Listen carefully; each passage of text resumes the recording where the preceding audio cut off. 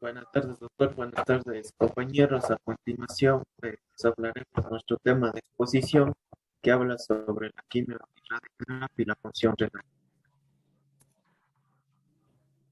Primero, vamos a empezarles presentando un caso clínico. Nuestro caso clínico hace referencia a un paciente de sexo femenino de 2 años de edad, residente del Cantón Palau, provincia de Guayas, sin antecedentes patológicos de salud, que va a ser atendido por un cuadro aparte de 24 horas, caracterizado por un dolor abdominal y masa palpable a nivel del flanco derecho. El padre niega el trauma y es atendido por un médico particular, quien le realiza una eco abdominal descartando apendicitis y tras esto es derivado al hospital del Cantón Aragán, donde se le realiza otra eco abdominal y se encuentra una reacción con neuroblastoma. Se niega cualquier otra sintomatología y tras los hallazgos se decide su ingreso.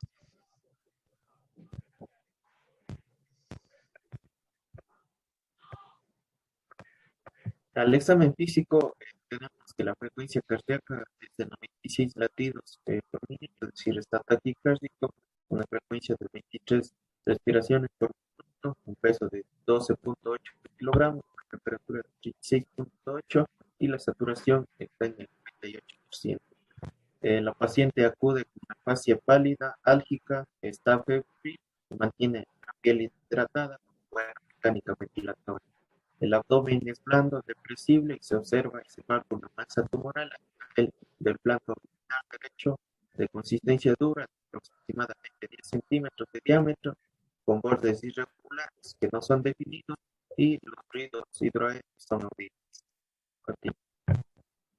En cuanto a los exámenes complementarios, en el laboratorio encontramos una leucocitosis, veamos del hematocrito de 24%, segmentados del 79%, linfocitos del 19%, y bueno, básicamente se encuentran las plaquetas de 378.000 por metro cúbico que se encuentran elevadas.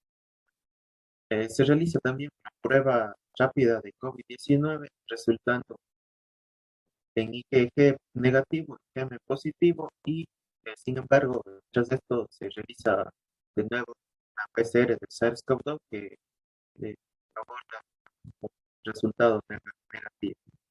En cuanto a la X de tórax, existe un discreto infiltrado para bilateral y no se encuentran otros hallazgos. En la RX del abdomen aparece una masa abdominal que desplaza intestino hacia el lado izquierdo, presencia de heces en el marco colónico y heces en la huella rectal.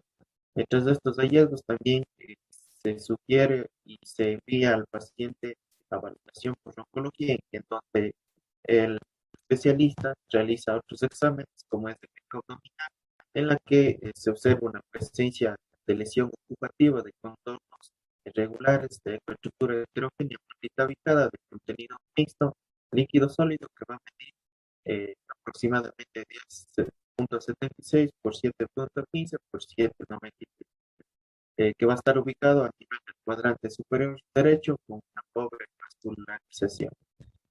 Tras estos hallazgos, también se le realiza una tag abdominal en el riñón derecho, en donde se va a visualizar una tumoración heterogénea de 33 unidades Hansen, que va a medir aproximadamente 10 por 7 centímetros, que va a estar ocupando la parte media y el polo inferior, que va a desplazar el riñón posteriormente.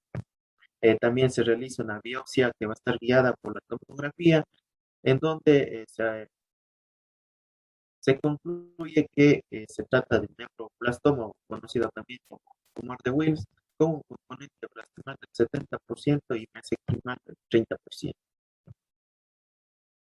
Entonces, tras estos hallazgos, tanto de historia clínica como de- del examen físico y los exámenes complementarios, se realiza un diagnóstico etiológico que se trataría de neuroblastoma del riñón derecho.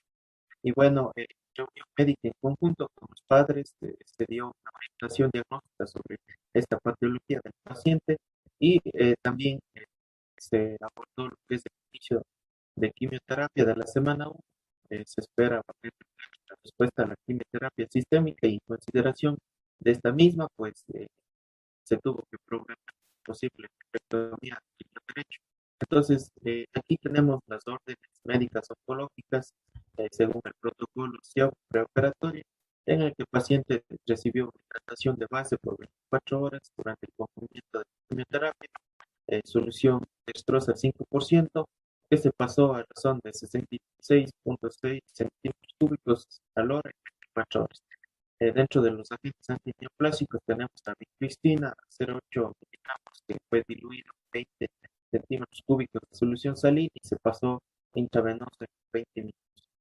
También tenemos la datilnomicina, la doxorubicina, el ondansetron, que también fue utilizado en este caso a dosis de 2 miligramos de intravenoso cada 8 horas. También se le añadió lo que es la ranitidina a dosis de 10 miligramos de intravenoso cada 8 horas, el omeprazol de 40 miligramos en polvo por infusión intravenosa y se le mandó a la paciente para un próximo ingreso en 7 días para continuar con el abordaje quimioterapéutico de la semana.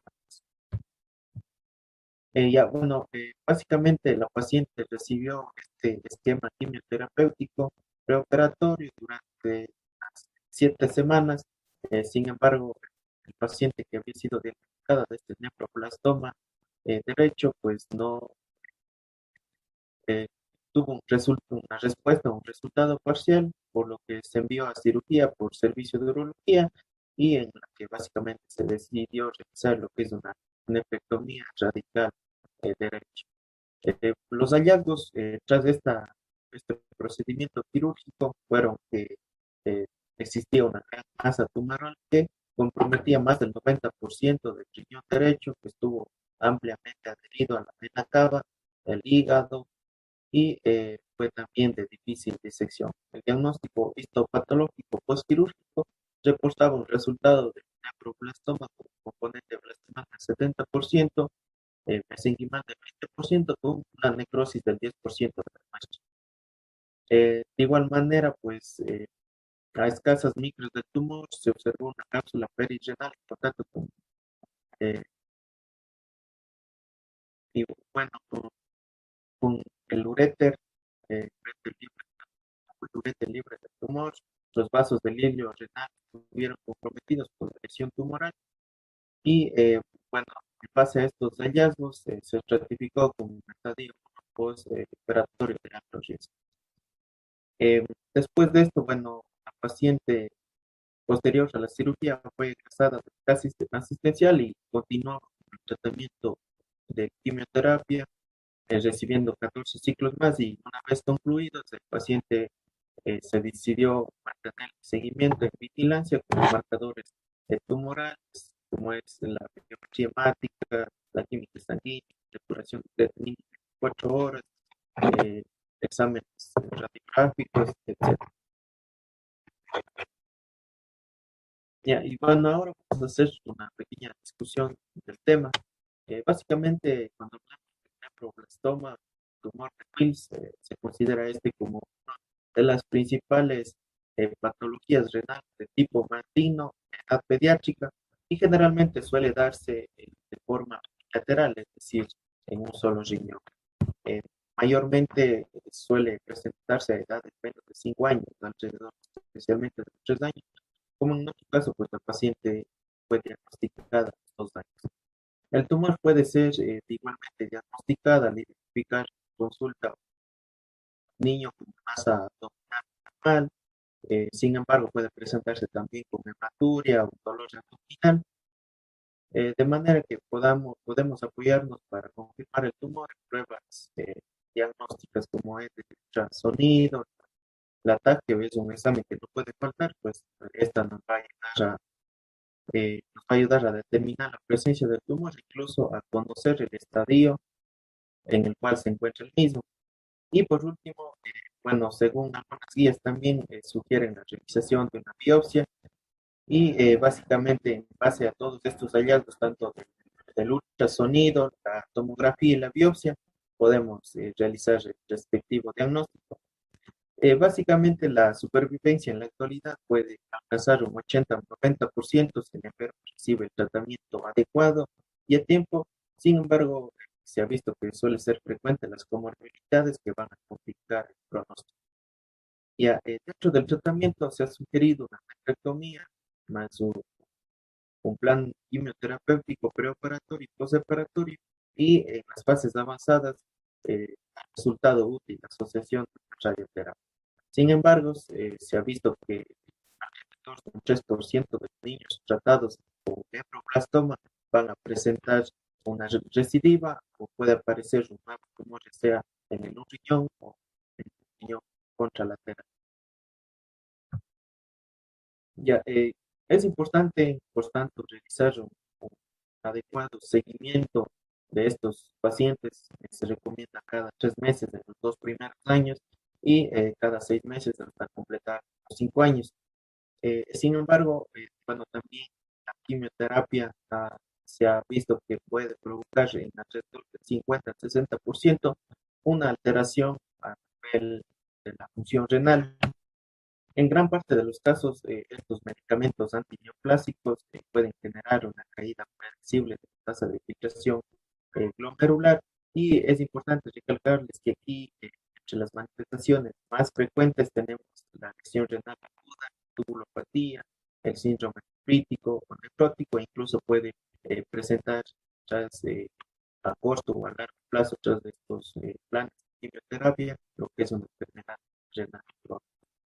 En cuanto a la vincristina, la dactinomicina, que en este caso se utilizaba en nuestro paciente de edad pediátrica, se ha visto que estos medicamentos quimioterapéuticos pueden provocar una hiponatremia en los niños, sobre todo cuando las dosis son superiores a los 2 miligramos. Básicamente estos fármacos van a ser tóxicos para la neurohipófisis y van a incrementar la producción de lo que es hipotalámica de la ADH y esto va a alterar la homeostasis del agua.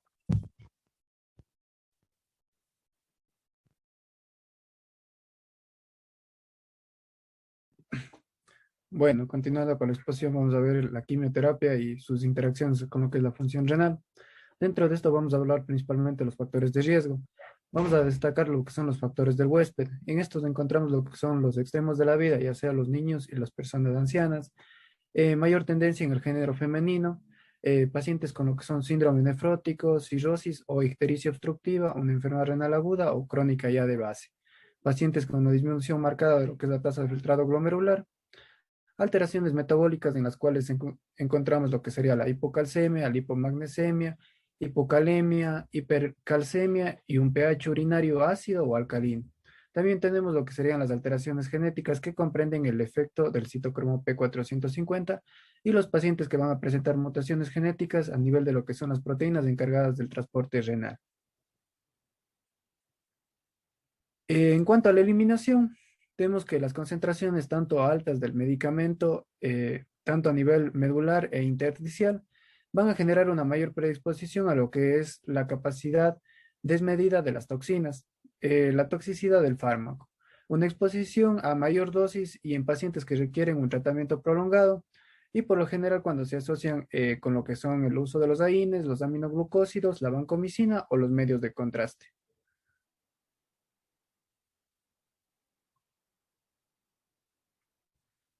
Vamos a hablar sobre los mecanismos de nefrotóxicos. Tenemos lesiones a nivel de la tubular. Vamos a tener que muchos agentes quimioterapéuticos van a ser depositados en las células tubulares, desencadenando su posterior lesión. Van a generar lo que es una disminución marcada de la tasa de filtrado glomerular y un síndrome de Fanconi en el caso de lo que sería el cisplatino, la ifosfamida, la acetidina y diazicuana y pérdidas de magnesio, como tendríamos el caso del cetuximab.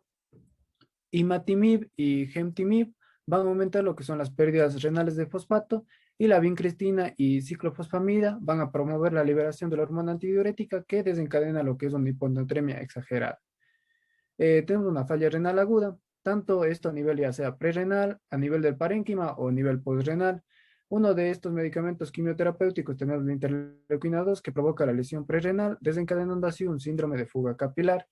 Y a nivel del parénquima, medicamentos como el cisplatino, metrotexate, mitomicina C van a desencadenar el proceso de lesión.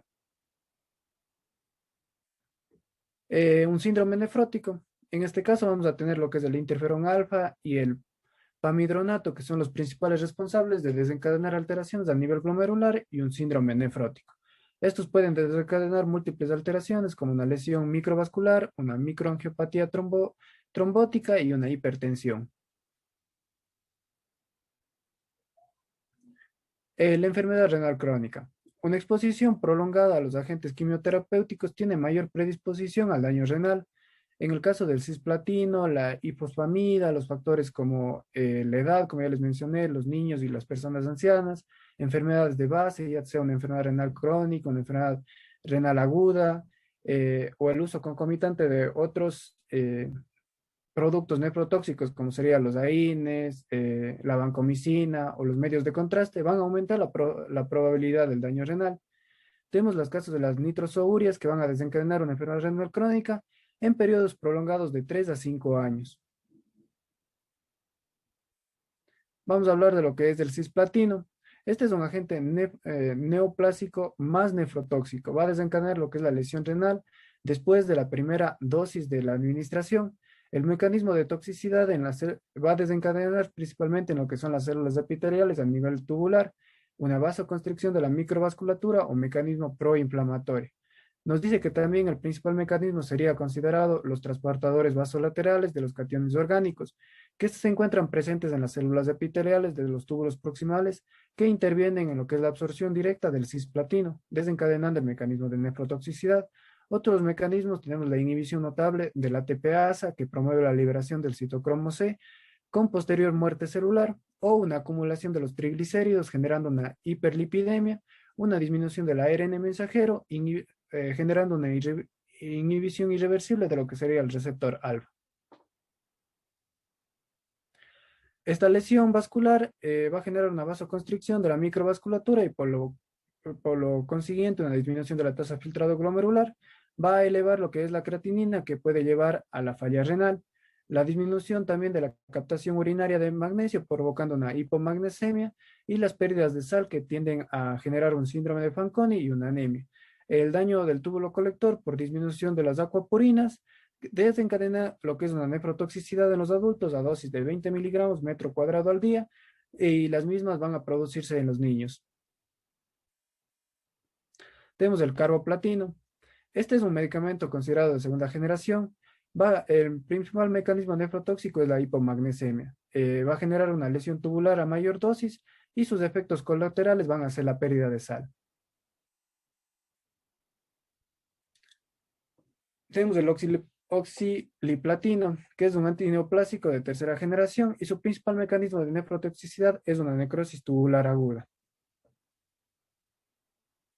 Los agentes alquilantes, en este caso tenemos la ciclofosfamida, que el principal mecanismo de nefrotoxicidad es una hiponatremia por una eliminación exagerada de agua generado por un incremento en la secreción de la hormona antidiurética.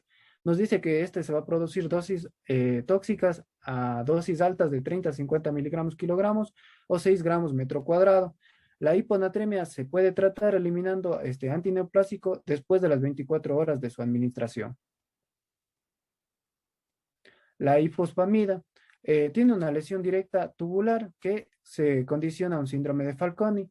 Se caracteriza por lo que son las pérdidas de potasio, fosfato, de bicarbonato, ácido úrico, glucosa, los aminoácidos y proteínas de bajo peso molecular. Va a generar una diabetes insípida neurogénica y falla renal con disminución marcada de la tasa filtrada glomerular. Su mecanismo de nefrotoxicidad es por lo general tardío y aparece después de los 10 años de su retirada. Dosis acumuladas de 60 a 80 gramos metro cuadrado. Los antimetabolitos, tenemos la azacitidina, va a provocar lo que son los desórdenes tubulares, un síndrome de Fanconi con pérdidas de lo que es fosfato, potasio, magnesio y calcio. También genera una hipotensión desencadenado principalmente por la pérdida de sal. La gencitabina, tenemos que este va a desencadenar un síndrome urémico hemolítico, para lo cual se debe monitorizar constantemente al paciente ante una posible presencia de signos de hemólisis, ya sea también trombocitopenia y una falla renal. El metrotexate nos dice que dosis superiores a 1 o 15 gramos metro cuadrado son los principales desencadenantes de la nefrotoxicidad. Las precipitaciones de los cristales en la luz tubular va a generar lo que es una nefropatía por cristales. Los pacientes que se encuentren con un pH ácido tienen un mayor riesgo de toxicidad renal. Este va a desencadenar una disminución de la tasa de filtrado glomerular, por lo que es una vasoconstricción de la arteriola aferente y de las células mesangiales. Y nos dice que este desorden se soluciona de 6 a 8 horas después de la retirada del medicamento. La pentostatina, esta también va a elevar lo que es la creatinina, que conduce a la falla renal. Un adecuado control en la dosis de este medicamento va a disminuir el riesgo de nefrotoxicidad. Los antibióticos antitumorales, tenemos la mitomicina C. El principal mecanismo de nefrotoxicidad se ha visto a dosis acumuladas de 60 miligramos y se presenta con lo que son alteraciones como la anemia hemolítica y la hematuria. También encontramos lo que sería la falla renal, una hipertensión, edema pulmonar y las fallas cardíacas y neurológicas. La mitramicina. Las dosis altas de este medicamento o dosis repetidas de este inducen a lo que es una necrosis tubular aguda. Un adecuado uso en los pacientes con falla renal previa sería la disminución notable del mecanismo de nefrotoxicidad. Los inmunomoduladores, tenemos la interleuquina 2 recombinante humana, es decir, la interleuquina 2, que va a incrementar lo que es la creatinina, generando un síndrome de fuga capilar severa, con lo consiguiente edema, disminución del volumen que condiciona la caída de la tasa de filtrado glomerular y una posterior falla renal y oliguria. Pacientes pueden recuperarse de 7 a 30 días después de la retirada de lo que es este neoplásico. El interferón alfa, beta y gamma. Pacientes cursan con proteinuria reversible. El interferón gamma genera lo que es una necrosis tubular y el interferón alfa se correlaciona con lo que son las glomerulonefritis membranoproliferativas, una glomerulonefritis membranosa y una glomerulonefritis esclerosa focal y segmentaria.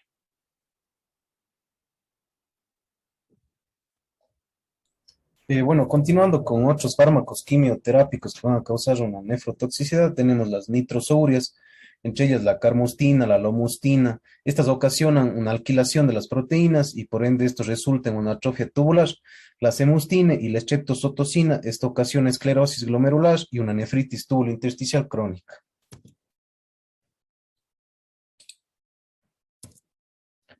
En cuanto a los inhibidores de las vías del factor vascular endotelial, en el contexto se ve alterada la comunicación entre el podocito y el endotelio glomerular, causando un efecto adverso renal por una hipertensión que hace referencia entre 3 a 3.5 veces más probabilidad de desarrollar, y esto va acompañado también de proteinuria. Las biopsias renales en lo general demuestran una endoteliosis y un desarrollo de microangiopatía trombótica. Los anticuerpos monoclonales contra el receptor del factor de crecimiento epidérmico, esto van a causar una hiperplasia en el epitelio tubular y una repentina formación de quistes renales, por ende dando también una retracción del penacho capilar y una dilatación pseudoquística del espacio de Bowman y ocasionando esto una fibrosis. Los inhibidores orales de la tirosinquinasa, estos corresponden al gefitinib y al imatinib. Esto se reporta un caso de falla renal con un posible evento alérgico y en otros pacientes se ha documentado una glomerulopatía de cambios mínimos. También se han encontrado casos de una lesión tubular seguida de una falla renal crónica. Los anticuerpos monoclonales, el representante aquí es el rituximab. Este fisiopatológicamente se va a asociar con una toxicidad renal severa, incluyendo una lesión renal aguda. El melphalan es muy infrecuente con dosis habituales, pero se va a presentar una nefrotoxicidad en administración de dosis elevadas y cuando hay una indicación de un trasplante de médula ósea. Y la vincristina, esta ocasiona una microangiopatía trombótica y está representada en la forma más grave de la lesión de células endoteliales localizados en el parénquima renal. En cuanto a la doxorubicina, esta es una tetraciclina, este es un citotóxico, va a elevar la hipertensión arterial y también la creatinina acompañada de proteinuria. Se evidencia también glomérulos escleróticos que llevan a una fibrosis en el riñón y por ende una atrofia tubular. El etopósido, este es un inhibidor de la enzima ácido desoxirribonucleico de la topoisomerasa 2, va a ocasionar insuficiencia renal y se requiere un ajuste de dosis, obviamente en función del clearance de creatinina. La evaluación y el seguimiento en estos pacientes primeramente va a ser la función glomerular. Tiene que evaluarse mediante la medición de la creatinina 1 a 6 meses después de finalizar el tratamiento con cisplatino, melfalán o metrotexate y 1 año después de la terapia con nitrosurias. La tasa de filtración glomerular siempre tiene que ser de 60 mililitros por minuto, de 1,73 metros cuadrados, y el paciente debe ser remitido inmediatamente a la especialidad de nefrología. Continuando con el tema, ahora vamos a hablar acerca de la radioterapia. ¿La radioterapia en qué va a consistir? Consiste en la aplicación de radiaciones ionizantes con el objetivo de eliminar o retardar un crecimiento anómalo en las células.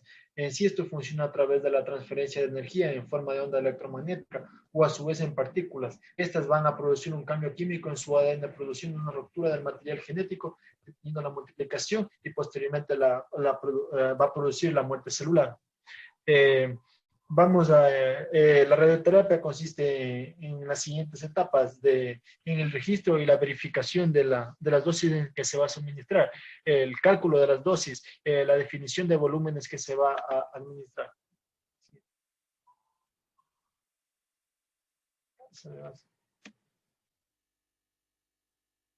Pásale, Vázquez.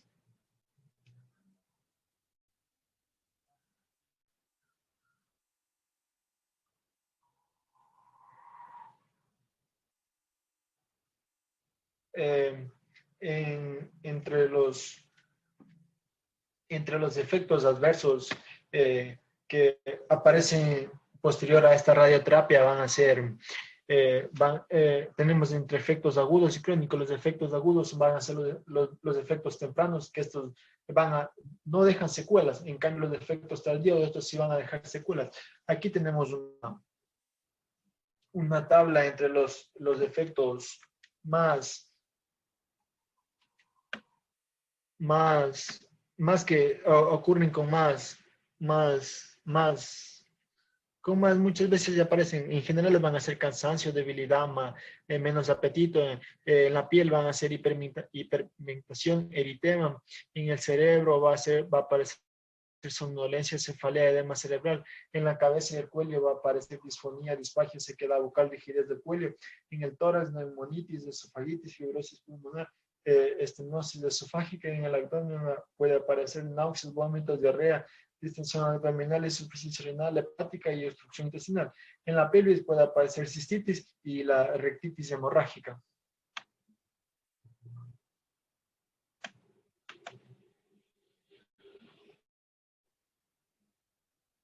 En la radiación en el abdomen y en la pelvis. Los órganos más vulnerables en la cavidad abdominal va a ser el intestino y el colon. En la fase aguda de las manifestaciones se presentan con el aumento y frecuencia de las deposiciones que llegan a la diarrea.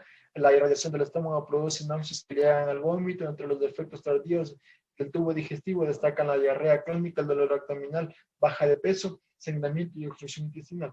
A nivel del riñón, entre la sexta y la 12ª semana de post-tratamiento pueden aparecer nefropatía aguda. De las 12ª a las 18 semanas aparece hipertensión maligna, hipertensión hiperrémica y nefropatía crónica.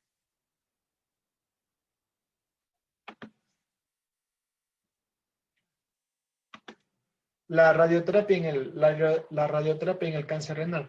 La radioterapia posee rayos de alta frecuencia que va a destruir las células cancerosas. Cuando existe el cáncer renal, se va a utilizar radiación externa. Esta radiación externa consiste en radiar desde afuera del cuerpo hacia el cáncer. Es similar a tomar una radiografía, pero en este caso la radiación va a ser más intensa. Tenemos dos tipos de la radioterapia en el cáncer renal metastásico. En este caso, la radioterapia se administra como neoadyuvante, adyuvante, paliativo, y aproximadamente entre el 20 y 30% de los casos son diagnosticados en la etapa 4 con metástasis. El cáncer renal se disemina por vía hematógena, puede llegar a los pulmones, al esqueleto, al cerebro, al hígado y la piel, y por vía linfática es muy frecuente la invasión a los ganglios regionales y yuxtaglomerulares. De los mencionados ya, dos son susceptibles que deben ser tratados con radioterapia. con la finalidad paliativa, como es en el cáncer metastásico cerebral y metástasis ósea, que en ocasiones también pueden ser tratados las metástasis de la piel y los ganglios linfáticos, y asimismo los casos de recurrencia pueden ser paliados con radiaciones. También tenemos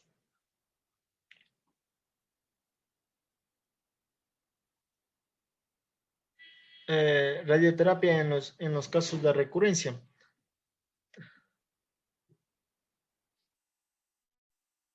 Radioterapia en los casos de recurrencia. Cuando el tumor ha salido de la cápsula renal o se ha diseminado a los ganglios linfáticos o tejidos dividantes, existe la probabilidad de recurrencia, la misma que se manifiesta con dolor localizado en la fosa renal, la cual se intensifica que se requiere de uso de varias cantidades de analgésicos. Por esto se recomienda la radioterapia como paliación. La nefritis por radiación. Esta se refiere al daño renal causado o inducido por las radiaciones ionizantes. Fue descrita por primera vez en el siglo XX. La nefritis de radiación es un fenómeno tardío que aparece con los meses o años después de la exposición a la radiación. Está relacionada con una lenta tasa de renovación celular en las células del tejido renal en comparación con otros tejidos en respuesta temprana y rápidamente proliferativa, como en el caso del epitelio gastrointestinal y la médula ósea. Tenemos la presentación clínica. Tenemos la nefropatía aguda por radiación. Este suele aparecer entre la sexta y la 12ª semana tras la exposición a radiación y se manifiesta con cefalea, edema, disnea, insuficiencia renal, hipertensión maligna, anemia. Cuando se da la nefropatía asociada a trasplante de la médula ósea, en el caso que se puede acelerar el caso de síndrome hemolítico urémico típico.